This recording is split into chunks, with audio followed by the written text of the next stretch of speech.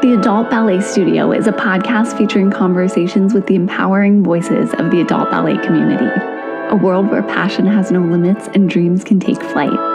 My name's Elizabeth Blossfield, and I'm an adult ballet dancer and your host. Welcome to the studio.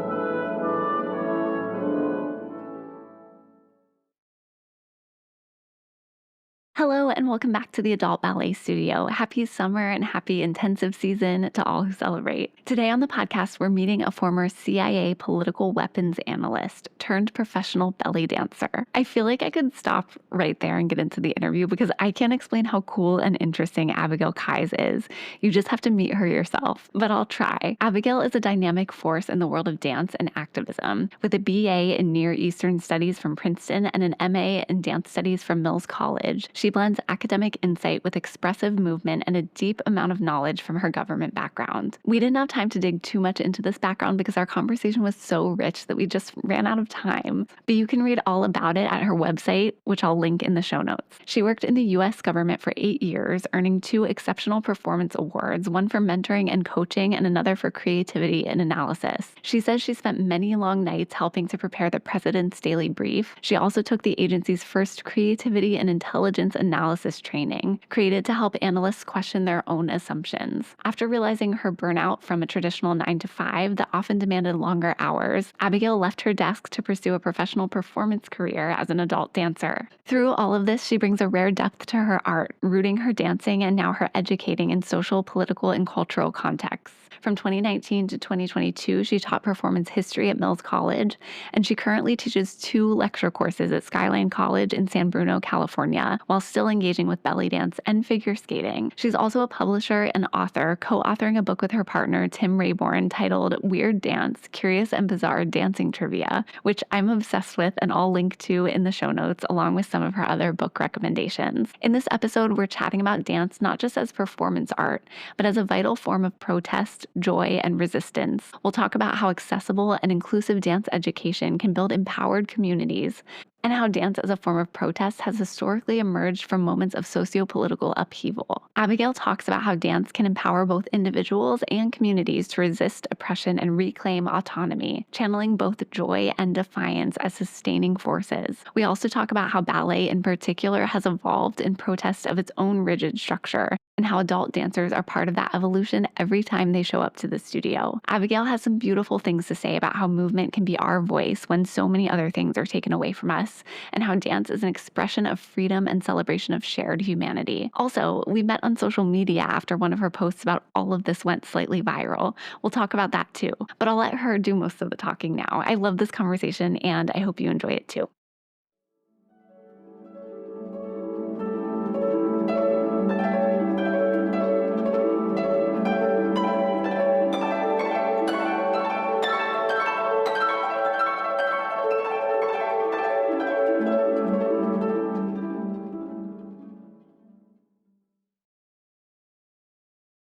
Hey, Abby, how are you? I'm really excited for this conversation. It's so fascinating to me. Yeah.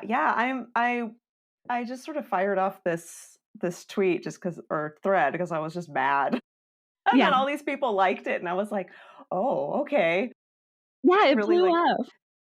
yeah, I like struck a nerve with people. So I'm glad that resonated for Yeah, sure. it did. And I thought what you said was really intelligent and it definitely resonated with me. I thought that all of it made a lot of sense. And I love the way that you were talking about dance as a form of protest and just the use of joy too, because we don't talk about that enough, I think, with activism. Absolutely. So you mentioned to me that you have an MA in dance studies and you've taught courses about the intersection of dance and socio-political events. So could you share just a little bit of your background and some of the work that you do in the dance field? Yeah. So in the dance field, yeah, I actually am like a late returner to dance because I got my MA when I was 36 from Mills College. Rest in peace. And I actually went to undergrad for Middle Eastern studies, and I went into government. I went to work for the U.S. government like right out of college. But dance and movement have always been a part of my life. I spent my childhood as a competitive figure skater, so of course I took dance to supplement that. And then when I got to college, I stopped skating just because I didn't feel supported. I didn't really know what to do with it. It was sort of like, okay, I've done what I can do. And one of my friends in my Arabic class was like, "Oh, there's a belly dance class on campus. Do you want to go take it?" And because I loved the music so much, I love Arabic music, I love Turkish music, I was like, yeah, oh, yeah, I need movement in my life. I need expression in my life. And so I went to the class and I was hooked. I was absolutely hooked. And so I did Middle Eastern dance, like from belly dance to all different folk dances, all through college. And then even as I was working for the government, I was gigging, I was a professional dancer. I recorded an instructional DVD. I had this whole like parallel life. And then I resigned from the government in 2009 and then started to pursue dance as my full time freelance career. I toured, I've taught in Japan and Argentina and Australia, like all over the world teaching belly dance. And then I really dug into studies at the Salimpur School of Dance, which is a very esteemed and respected school of belly dance. And it's been around for over 70 years. And I was the fifth person ever to receive a teaching certification in those methods. And that's what those certifications are. And it's very, very technical, very classical approach to teaching. I'm very inspired by ballet and jazz as far as the pedagogy goes. And so as I was studying in the Salimpur school, I was like, oh, I really do want to dance. Like, this is really what I want to focus on. And so that's what led me to Mills. And I met with the head of the department, Anne Murphy, a wonderful human being. And she was like, you need to be here. Like, yes, apply for your master's, come to Mills. And it was so different from the Salimpur school training, which is I don't say regimented, but it is that classical, like there's technique and nomenclature and terminology and very technical, but very expressive. And then Mills, I was doing a lot of like improvisation and postmodern, Simone Forti, and Anna Halprin scores and things like this, and a totally different like world. And that's where I started to really dig into the theme of dance as resistance, and that's where it really became clear to me. I was like, oh, this is what embodiment is. This is what dance is. This is what expression is. It's not just about the emotional level. Of course it is, but it's more than that. It's bigger than us. So I know it's a really long answer, but that's sort of my like roundabout way. Is I didn't start off as a dancer as a child. I actually came into dance more as an adult. Okay, I love this. Yeah. I'm glad that we're starting here because, this podcast, the Adult Ballet Studio, most of our audience is people who will resonate with that so much because they either, discovered ballet for the first time as adults or came back to it, later in life. And so I think, it's similar for me as well. I danced, all the way through college, took a break to focus on my career in journalism and sort of came back to it as an adult. So that's exciting to me that that was your journey as well. And I'm not as informed in belly dance as I maybe should be. I love it as an art form. It's so beautiful. But one thing that stuck out to me is when you were talking about the training is sort of informed by ballet. I think that's really interesting because I think ballet is the root of a lot of different forms of dance, but I don't know as much about that. So I was wondering if you could talk a little bit about that connection between ballet and the classical approach to belly dancing that you studied. Yeah. So belly dance itself is not a classicalized form. It sits in this really interesting space between vernacular and social dance and professional stage dance because it is a vernacular dance. It's a social dance. It's the movements that you would consider belly dance, these articulations of the torso, the shoulders, the hips. If you go to any like party or club in Cairo, for instance, you'll see people getting up and dancing and doing what we would call belly dance. All genders too. It's not just women. But there's also the professional level of belly dance, which in Arabic we call raqs sharqi, which literally just means Eastern dance. We don't have time to unpack that, but this is what we think of when we think of belly dance, like the woman in the two-piece costume and the beads and the sequins. And so that's like the professionalized dance. And so the school that I studied in, the Salimpur School, was started by actually a Sicilian American woman named Jamila Salimpur. It was her, Giuseppina was her actual first name, but she discovered belly dance. There's a whole long story, but basically she was exposed to the dance at a very young age because her father was in the Sicilian Navy and was stationed in Egypt. And so he came back and was like, oh, look, let me tell you about these dancers. And she was fascinated with it. Started a dance school in San Francisco in the 40s and 50s. And it became so popular amongst the hippie generation in the 60s that she realized that she wanted to kind of codify it and create structure.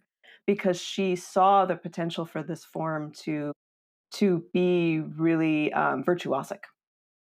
And so her daughter, Suhaila, took over the school. And Suhaila danced her whole life. She started in ballet when she was really young because she was born pigeon-toed.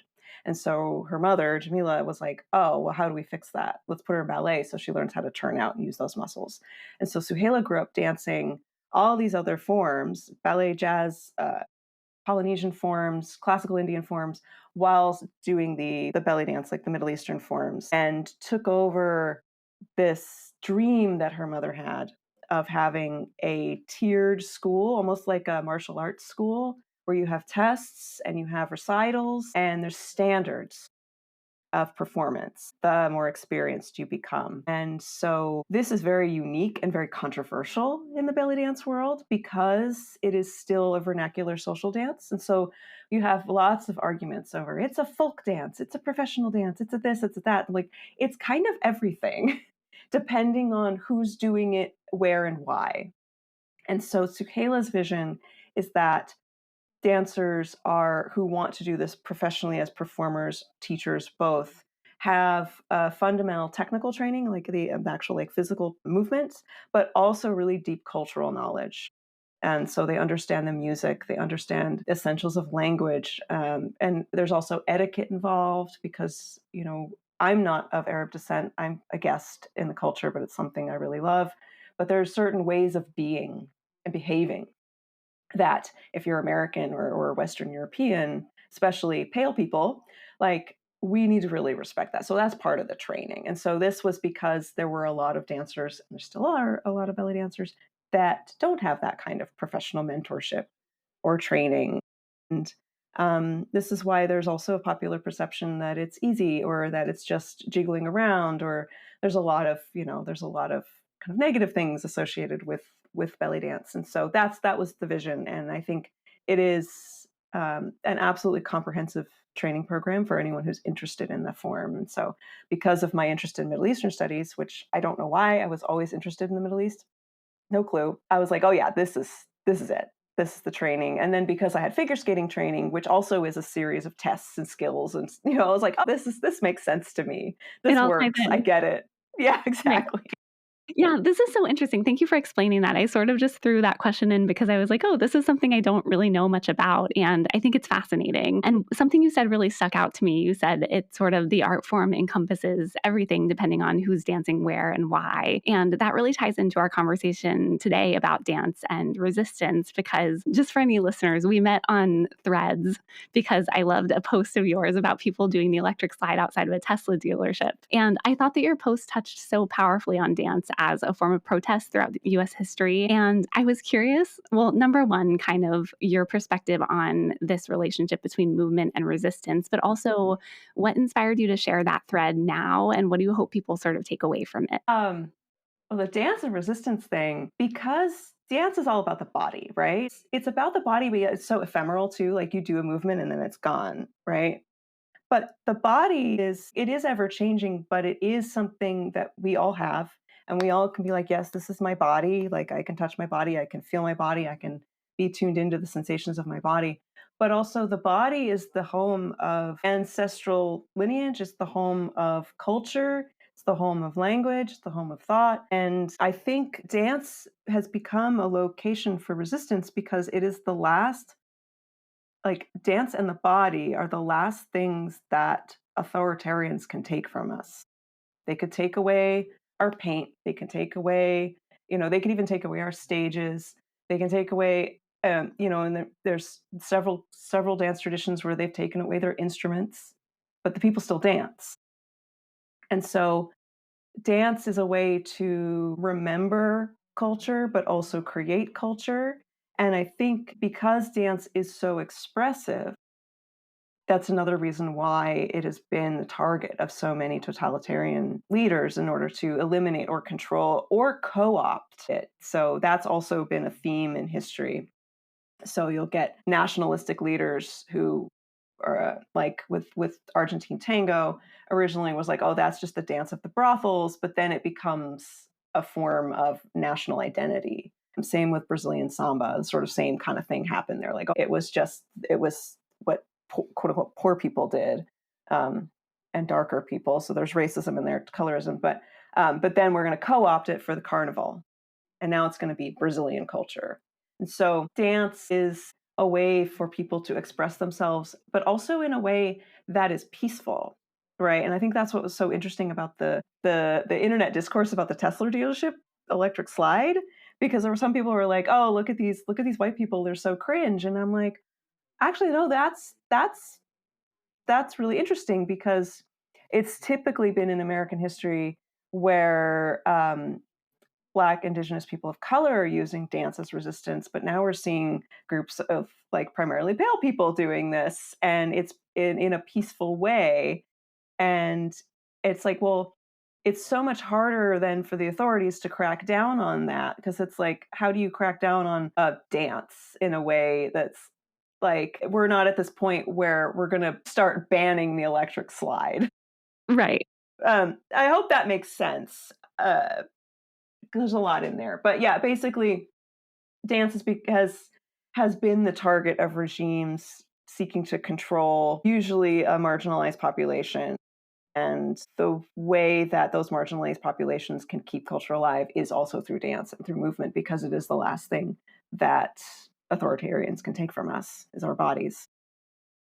Right, yeah, and I think that's so interesting. There's a lot to unpack there, but I loved what you said about how dance, there's so much of the art form that sticks. It's very intrinsic and it's passed down from generation to generation, but there is also this ephemeral quality about it where you're speaking to a moment and then it fades and, the discourse changes. And I loved what you said about as well, it's something that can't be taken away from us.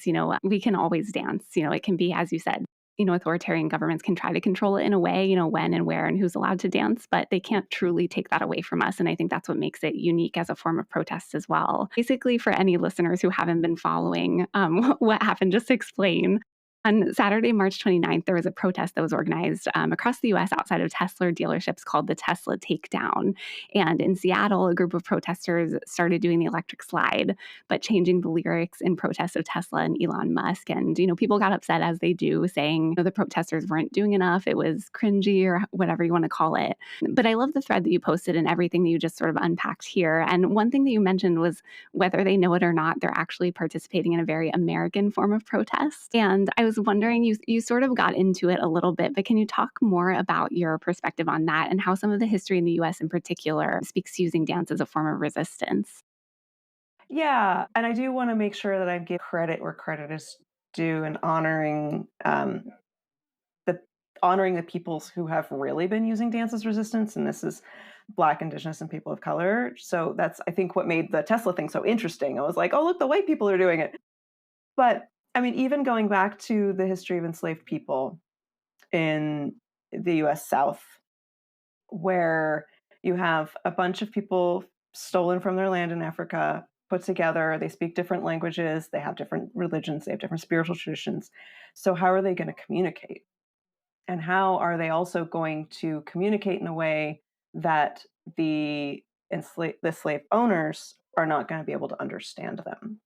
And so you have pockets of resistance popping up amongst enslaved people populations who are not quote unquote allowed to use instruments, but then they start using body percussion and chanting and other forms of dance to communicate with each other, to organize resistance or organize uprisings.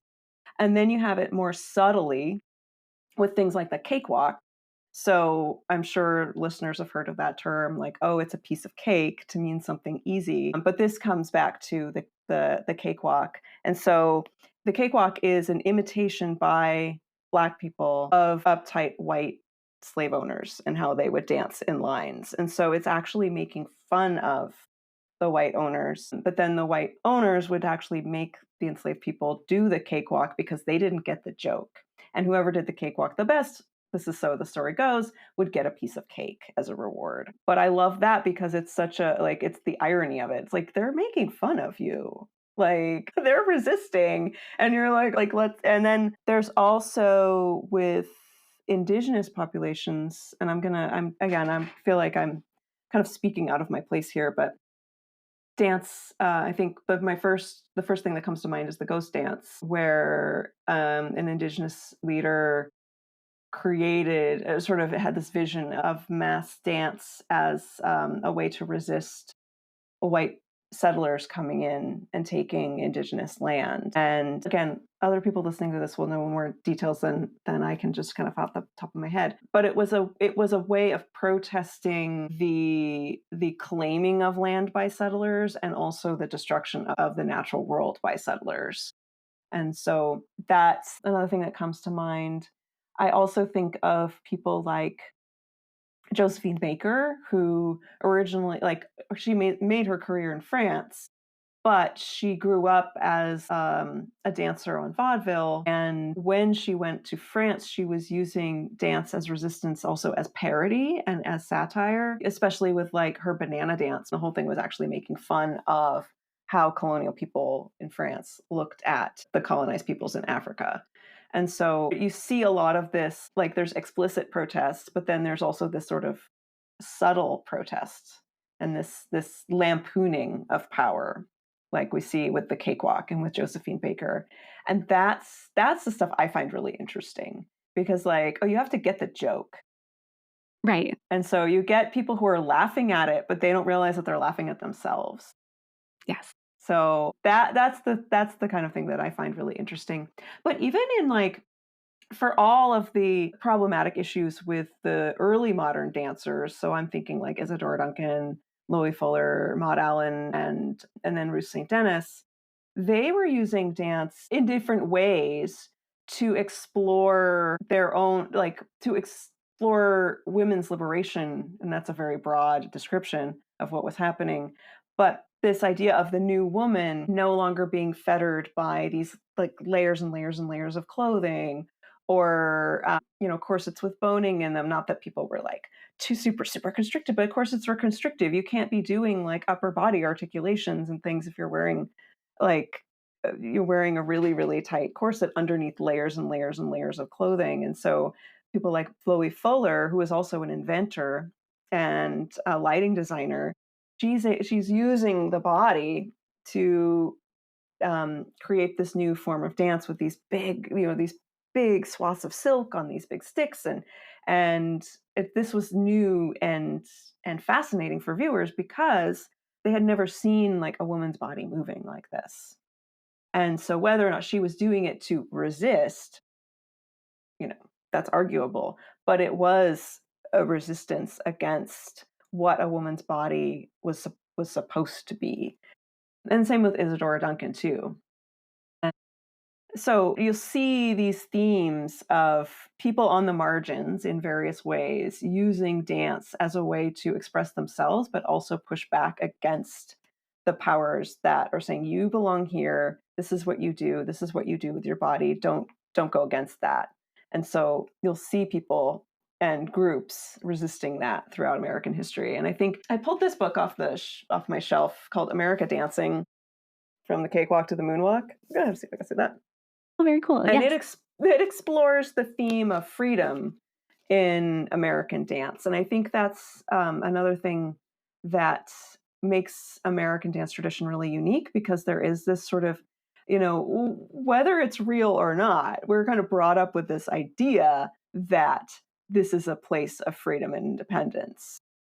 Right. And so even if that's not true, there's still that little seed in your head saying, what if it were? And I think that's where a lot of the dance of resistance from marginalized people comes from. It's like, oh, what if it were? Another thing that came to mind is ballroom culture and voguing. Yes. I mean, talk about dance as resistance. That's like the quintessential example as well. So you have this sort of this tension between like the dream of freedom and like, does it actually exist, and how do we actually make this dream real, which is very American.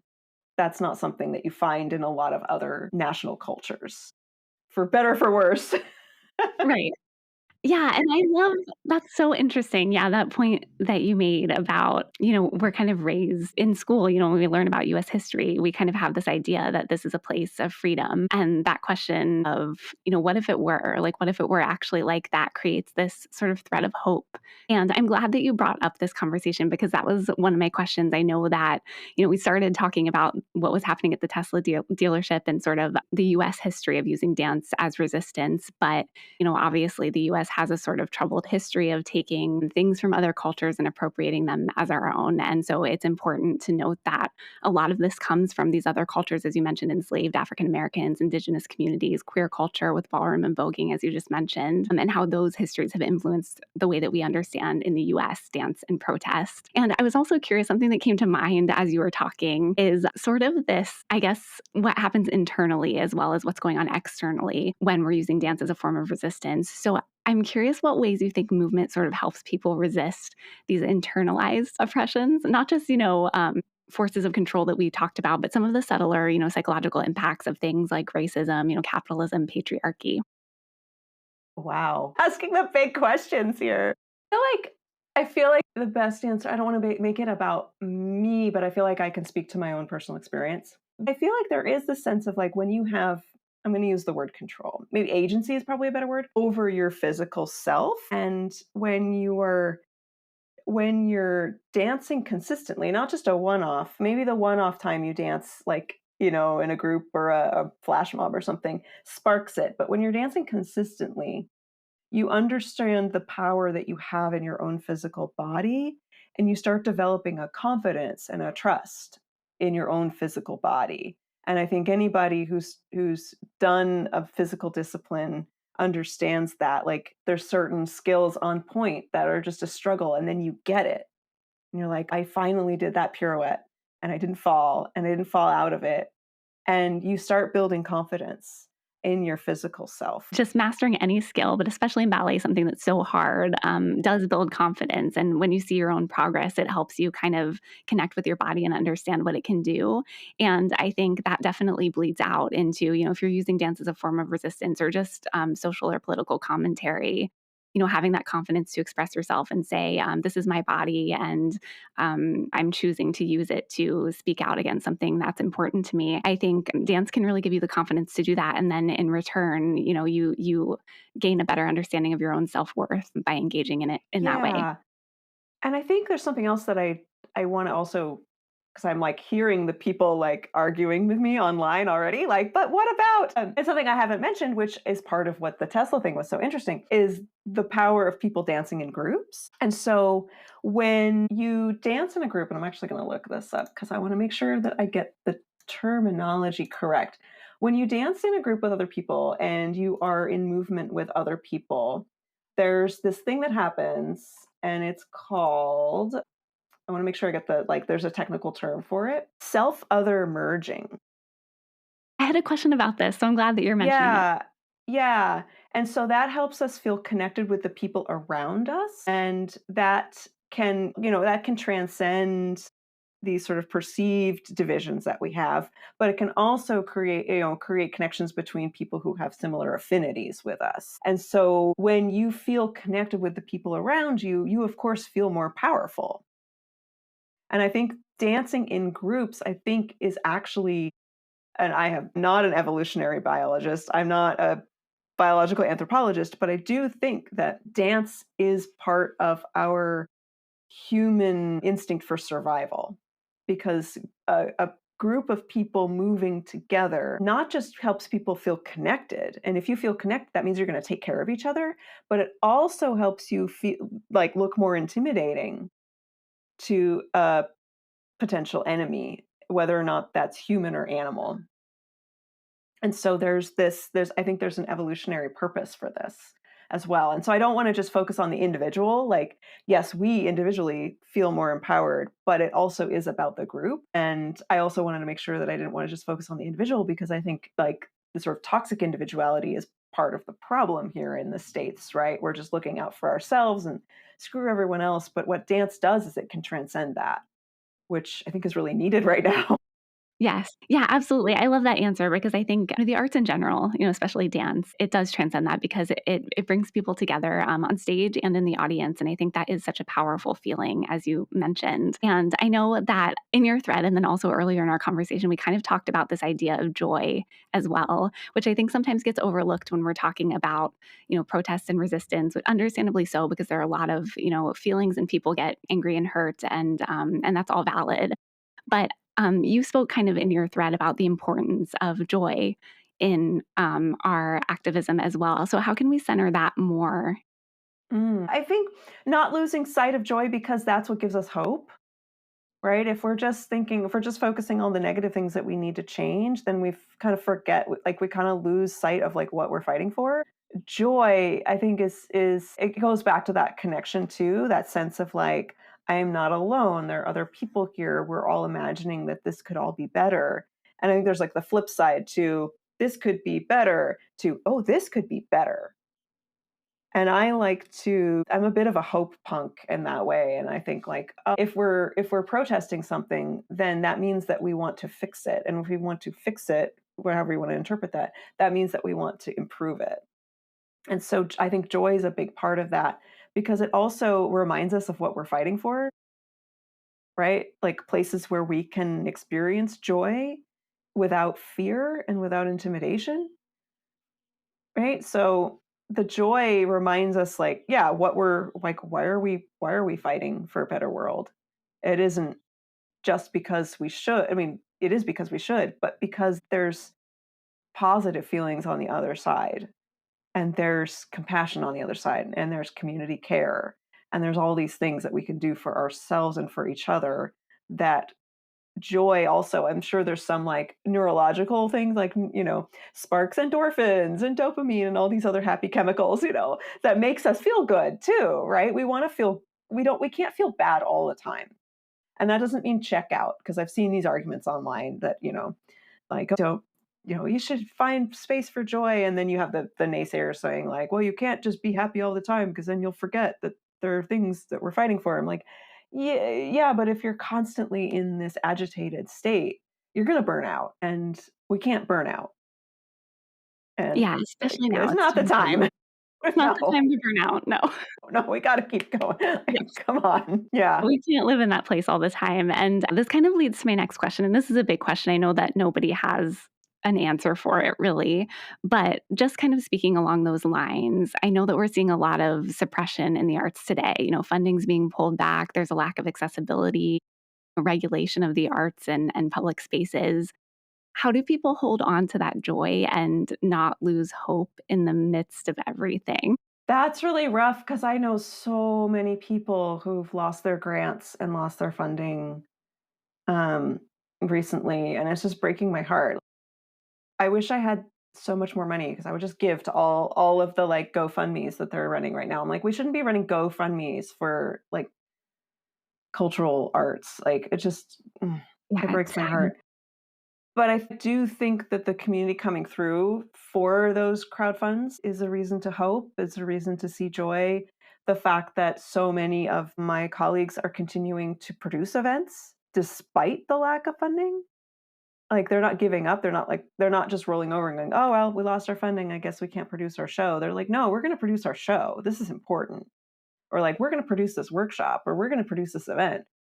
We can do this," and not giving up. And I think that's also a big reason to keep hope and to find joy, because these events are, because I have a lot of connections with the cultural dances. There's no good term for the like non-Western European or Euro-American concert dances. Like, I think it's even more important for groups like that get less funding in general, um, to persist and to keep going and to say, okay, we're still going to make this event happen. And maybe that means raising the ticket price, or maybe that means running a GoFundMe. But I see that and I'm like, well, yeah, why should we give up? Yeah, why Yeah. should we? And, people who work in the arts, one thing about us is we are resilient and we will persist and find a way to keep the show going. Oh yeah, we are scrappy. We Like, are. I don't think there's anyone more scrappy than dancers putting on a production. Like, the amount of creativity and resourcefulness that I've seen Yes. in the industry, like, okay, we've got this random piece of fabric and some safety pins and 2 rhinestones. What can we do? And then you're like, they produce this amazing thing, and it's like Yes. magic. It is, yeah, one of my favorite places to be at a dance production is backstage, all the dancers kind of last minute fixing costumes, fixing shoes, and the ways that they just will pull through and make something out of nothing is incredible. So I know we've spoken a lot kind of about dance as a form of protest on the whole, and I kind of wanted to talk about ballet in particular as an art form, because I think studying ballet's history is so interesting. I know it began, very Eurocentric and has sort of had this gradual upheaval, largely because of modern dance influences, which were sort of a direct protest against ballet's structure. So do you see any socio-political events now sort of influencing some of the aesthetics and narratives in ballet as an art form as it continues to evolve? I mean, the first thing that actually comes to mind, and I know this isn't a recent example, but Matthew Bourne's work and his reimagining of Swan Lake, with an all male, with all the swans are male. I think there's I'm not as informed about what's going on in ballet right now, so I feel like maybe this is a little out of my milieu. But from a historical perspective, I mean, there's always been these little points of resistance against its quote unquote upper class royal roots. I mean, you even look at Balanchine, like, okay, we're going to do ballet, but we're going to do it with jazz, right? All these jazz lines. And I think even going further back, you have the Ballet Russe. So you have these classically trained dancers, many of them trained in Russia, basically expats. They left Russia to escape the revolutions. And then they're producing works like The Rite of Spring, which aren't really like ballet at all, but they are in direct response to that. But then it end up informing ballet concert tradition in the long term. Um, yeah, I feel like the lines are getting blurrier between like what's like ballet and then what's modern and what's contemporary. Like the work that like Alonzo King's Lions Ballet is doing in San Francisco. You'll have dancers on point, but the movements they're doing are so informed by modern and contemporary. I think so too. I love the way that ballet has sort of evolved almost in protest of itself. And I think that's something that's so important in keeping the art form alive. And so I love this idea that the lines are getting blurrier and kind of seeing all of these other influences come into the art form. With so I teach 2 courses at a community college in California, and one of them is basically a history of concert dance. So it's ballet, jazz, modern, postmodern, and I see this confusion with the students because they're seeing more contemporary work and they're like, oh, it's ballet, and I'm like, well, actually, that's modern. And then they'll see something else and be like, oh, that's modern. I'm like, well, that's actually modern or contemporary ballet. And so it's hard for them to see the difference because this is the first time they're getting introduced to the world of dance and the idea of dance genres or dance styles and dance traditions. And so they reflect back to me also where the lines get blurred, which is really cool because I can see something and know it from, this more educated perspective, but they're coming into it new. I'm like, oh yeah, okay, I see what you're seeing. That's interesting. Okay.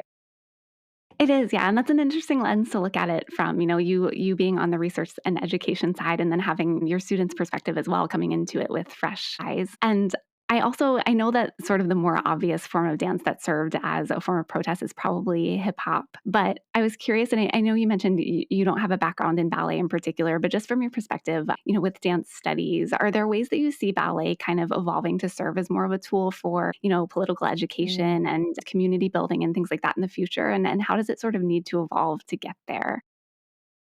I mean, from an outsider, I know there's a lot of discussion of colorism in ballet. I mean, even down to like what color point shoes and what color tights can you get. But I also think there's a sort of oh, do I want to use this word? Sure, we're going to use the word democratization. All Love right. it. So there's something so valuable about being able to go to a movement class, whether it's ballet or martial arts or um, and to have that discipline. Here I go with the Foucault or language again, but the discipline of showing up, of practice, of repetition that I don't think is inherently like belongs to one culture or another. You see this in all different cultures. And so if someone wants to go into ballet and they aren't the typical ballet body for whatever that is, and that could be their color, their size, their age, their gender, then their presence in the studio can be a way of pushing back against these stereotypes and norms that are more prevalent in ballet as a profession. Because I think there's also that difference, that this is something I think about a lot when it comes to belly dance, is there's the difference between what people do for fun or just for personal enrichment, and then who gets to be a professional. What bodies get to be professionalized? What do they look like? What is their shape? What's their color? What's their gender? And there's always a big discrepancy between people who are doing it at the community level and who gets to be a professional. And who gets to be professional? Typically the thinner people, the paler people, the younger people. And so I think the more we can get diversity at the community level, like in the studio, the more diverse the professional is going to become. Yeah. Yeah, I love that perspective, and I agree with you. I think and I love this message too because I talk to a lot of dancers, from all different backgrounds, ages, abilities, body types, whatever it is, who feel like maybe they don't belong in a ballet studio, and I love the message of, first of all, you do belong there no matter what, and second of all, just by being there, you're helping to, I'll use the word to democratize the art form and Yeah, push it yeah, forward, which is yeah. an important job. Because someone might walk into a studio and be there for another class, and then they see someone in the ballet class who looks like them, or who's maybe there's an older person and they've always wanted to do ballet, but they thought, oh, that's for young people. I don't have the flexibility, I don't have the strength. And they see an older person in the studio and they go, well, they're doing it. Oh, why can't I go do it? And I see this now because I've returned to figure skating, 44 going on 45, and I'm figure skating, and Love there that. are skaters there in their 60s and their 70s. That's And we're on the amazing. ice with kids who are, 8, 9, 10, and we're there with teenagers. And so I think it's really important for the kids to see us older folk there. It's the same thing. Like the ice is our studio. And so it's really important, I think. And then the kids are also seeing people of unconventional genders. Like figure skating is very associated with women. And so there are men there. And we have this amazing queer community. And that's filtering up into the competitive level in figure skating. And so it's the same kind of thing. It's like you get more people down, I don't want to say down because that has negative connotations, but at that community level, that studio level, that class level, then you diversify that pool of people. And of course, there's all sorts of questions of accessibility when it comes to finances and things like this. But if you can, then that's going to filter up. I think that's the resistance, like pushing up against this power structures and the funding and the public perceptions. And this is what's made Misty Copeland so compelling, right? She started late, right? She didn't start when she was 5, and being a woman of color, being Black. Yeah. Yeah, I think so too. And as you were talking, it came to mind this story from a couple weeks ago. I was at a class, an open class for adult ballet dancers, and one of the parents of the young kids who was coming to drop her daughter off for rehearsal came up to one of the older women in the studio, maybe 50s or 60s, and said, "Thank you so much for continuing to dance. You're such an amazing role model for my daughter and the other kids here." And I think you're right. That's so important to see at the community level, but then also it pushes up against this power structure and changes the way that, or changes the views, I guess, for younger dancers of what they can do in ballet, which is so important.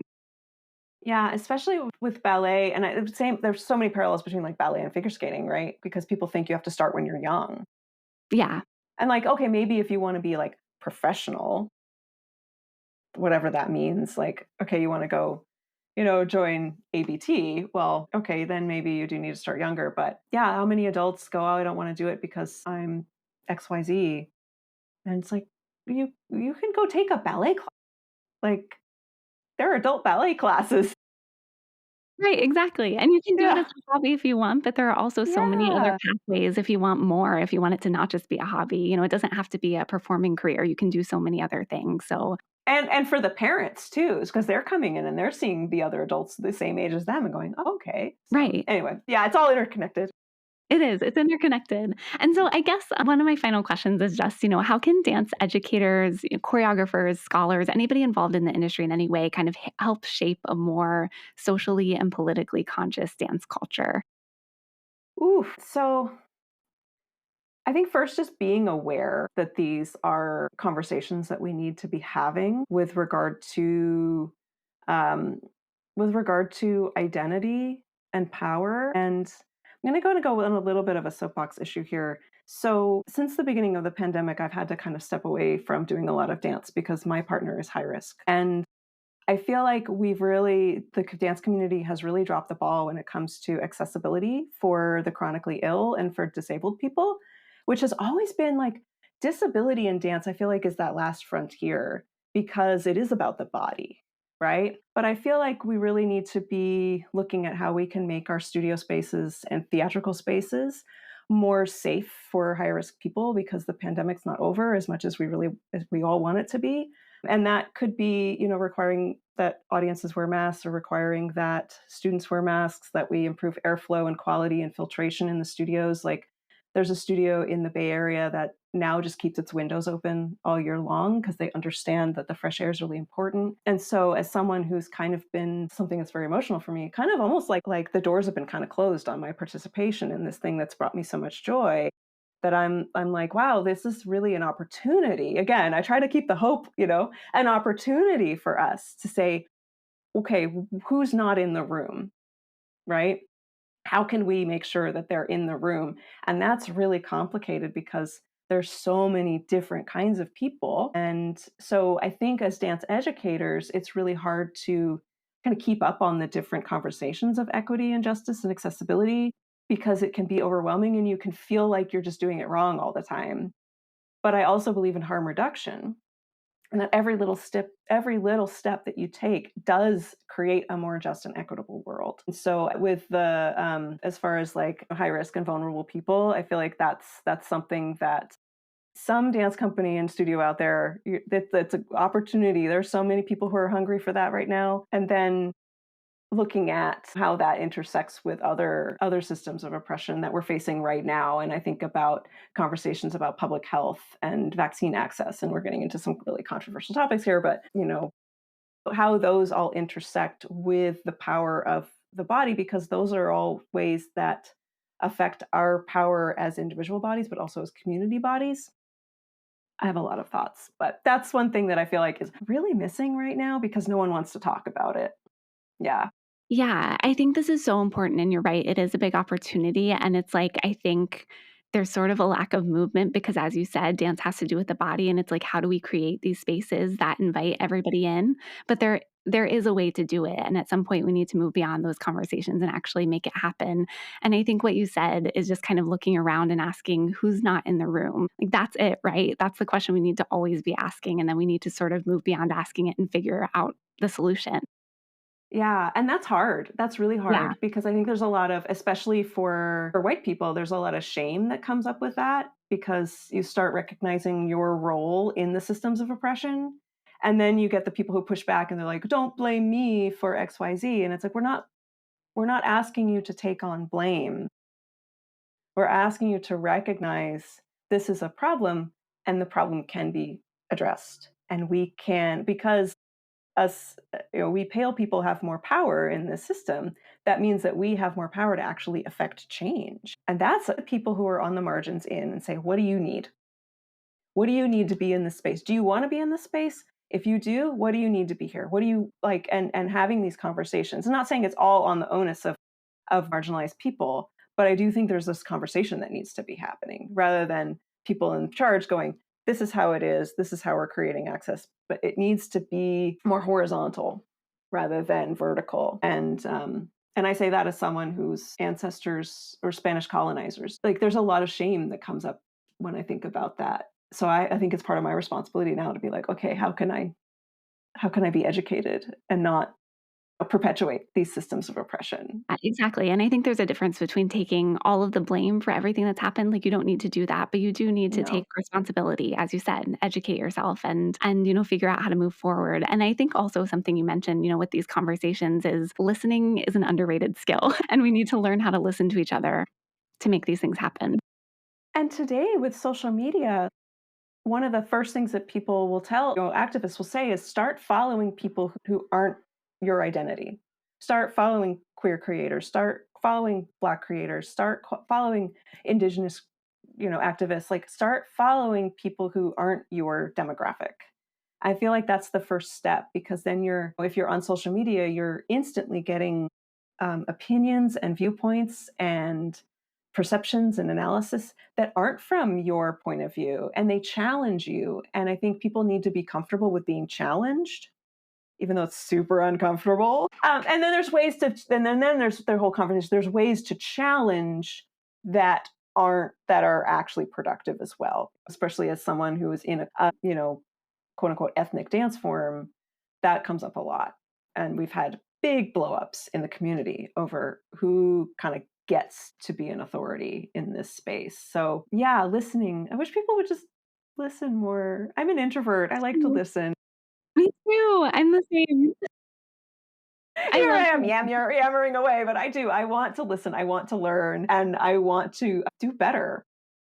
I always want to do better. I've learned so much from you, and I think our listeners have too. And I think especially this final discussion, this final piece of the discussion where we're talking about what can we do to sort of move forward. There's a lot to think about here, but I think you're right. Yeah. Conversation, open conversation, and listening. I wanted to just recommend. So I have a couple books here. So this book blew my mind. So if anyone's interested in like the intersection of resistance dance music in the United States, this Dancing Revolution by Chris Smith is so good. It's so good. He gets into graffiti culture. He gets into the traces of Black resistance. He gets into ciphers and hip hop culture. And his background is he's actually an ethnomusicologist. So comes in from more of a musical background, but he studies the intersection of European, Indigenous, and Black musical traditions in the South and in Appalachia, and how that intersects with dance. That's why I brought this. I was like, if you're interested in this topic, I would say start here. It's really accessible. It's academic, but it doesn't feel academic. Thank you for that. We love book recommendations. So I'll definitely link to that in the show notes, and I'll be checking that out because that's a topic I'm interested in too. So thanks for recommending it. And then I guess I was just curious also what's ahead for you in your work. I feel like you do so much, but what's next?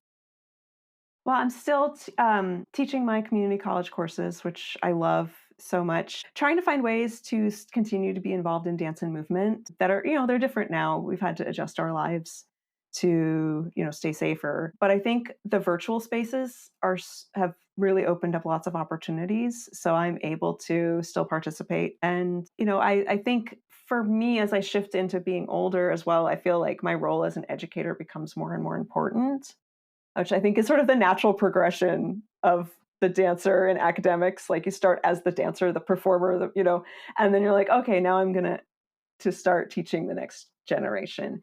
And so I'm really proud of a course that I created for the college called Global Dance Traditions. And it is a survey course that looks at basically what it says on the tin, global dance traditions. But the theme is resistance and survival under various oppressive powers. And I didn't set out to create it that way. It was like, this is what the history is saying.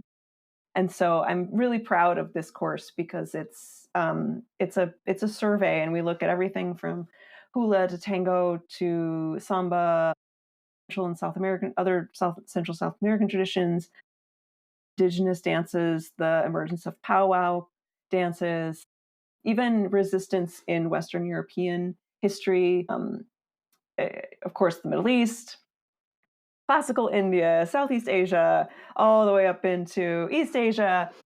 And also I think the Western European part is really interesting because I look at the non-concert dances and looking at things like choreomania, the sort of dance craze of the Middle Ages where people would dance themselves into a frenzy, looking at traditions like the Morris dance and the controversies there. So I feel like this is actually always where I saw myself is in education. But I feel like now I'm really like stepping into that role and doing things like this. I'm like, oh, this is my jam. Let's talk about dance for an hour. Yeah, sure. Yes, please. And being less about me on stage and stepping back and being like, actually, this is about all of us and our history and supporting the next generation. This is so exciting, and I love, throughout this whole conversation, it's just been so apparent to me that you've created, a whole career that involves all of your passions. You know, you're getting back into figure skating, you created this course that combines your love for academia with dance, and I just think everything you're doing is so inspiring, and, this course in particular is really exciting to me. Is there a link or anything for, any listeners who want more information that I could include?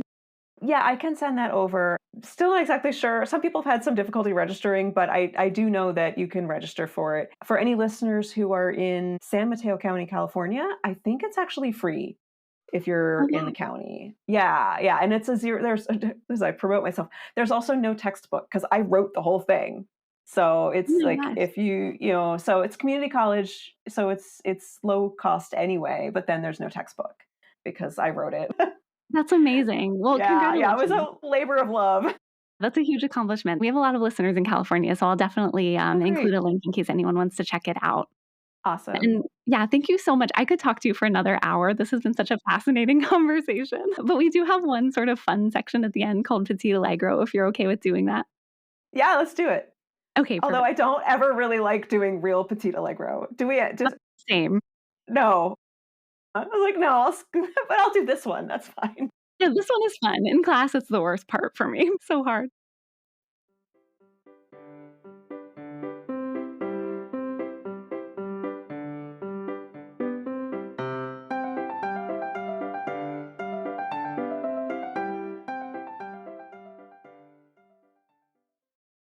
Okay, well, my first question is well, I guess actually my first question because you, are a former dancer, what do you always or what did you always have to have sort of in your dance bag before every class or rehearsal?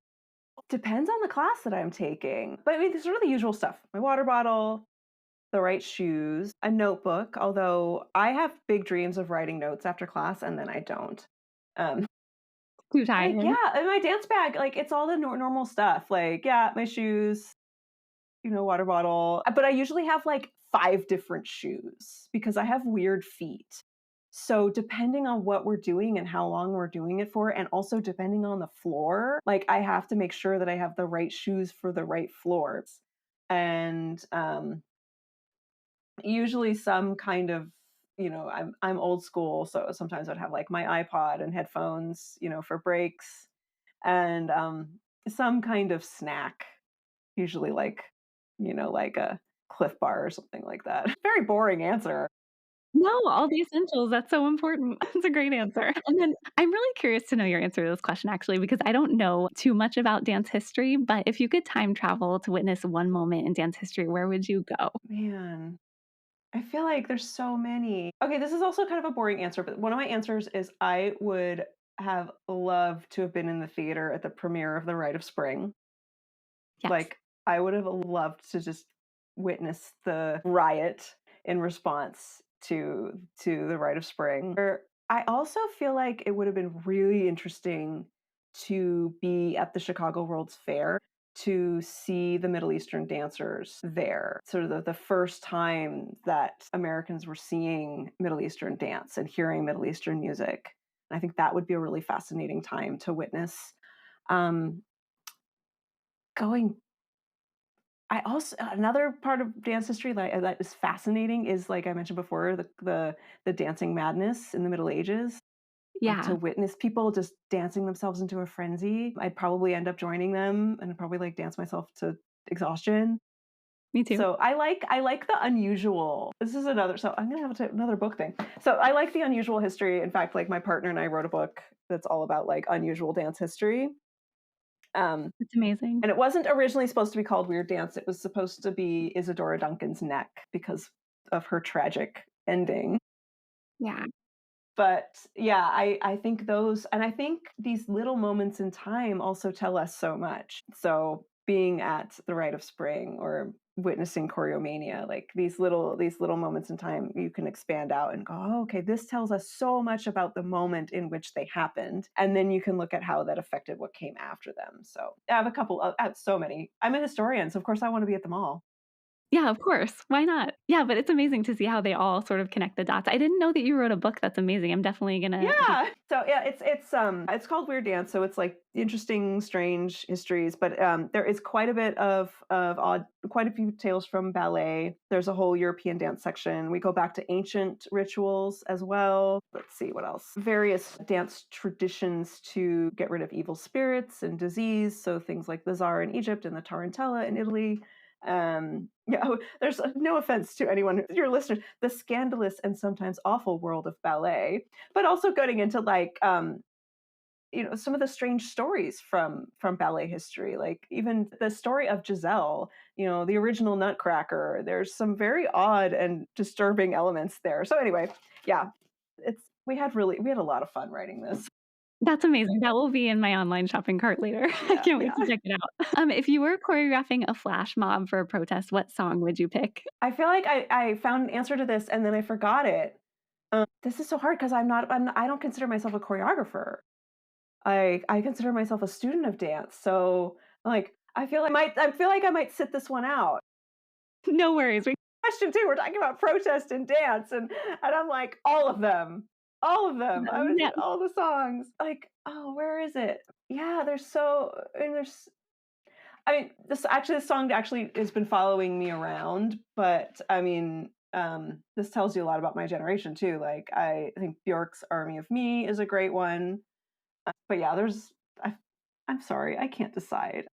No, that's a perfect answer. I Anything by fail. Bjork. You didn't fail. You gave me the question ahead of time, and that was the one that I was like, "I don't know. I mean, to be I honest, don't there's so much know." music out there. How do you even choose? I wouldn't know how to answer that Yeah, question. I don't even know. I don't even But I know. think Bjork is a good answer. Her voice is amazing. Anything she does. Sorry, listeners, you're looking for some, great song, protest song, and I'm like, "I don't know." No, it was great. Weigh in, anybody listening. What's your protest song? Let us know. Yeah, I wanna hear what other people say, and then I can make a playlist of all Yes, your that's a great choices. idea. I would love that. All right, and then the last question I always ask everybody who comes on, but what do you hope that the dance industry will look like in the future? I mean, diversity is the first thing that comes to mind. And I think equity in a sense of like equity and accessibility, like we talked about before, but I think also I hope that the dance, well, I mean, there's so many things that we as individuals just can't fix. But one thing I would love to see, if this is like my wish list, is that anyone who wants to dance can afford to dance, because we live in this capitalist system, and we need money to pay for dance classes, we need money to pay for shoes, we need money to pay for you know our attire. If we're performing, we need money to pay for costumes and sets and theater rental. And I my wish list is that if we could just eliminate that somehow, so that everybody who wants to dance can dance. Because you hear stories of people, from lower income backgrounds. They're like, oh, I always wanted to dance, but my family couldn't afford it, and that just breaks my heart. It's like, that's the barrier. It wasn't that there wasn't a studio. It wasn't that there weren't classes. Like, there were classes. It's just the money was the barrier, and I think that's such a travesty, and I think it's such an indictment of this system. And yeah, there are grants here and there, and I've even gotten grants from studios to take classes. But those are like band-aids. They're temporary fixes.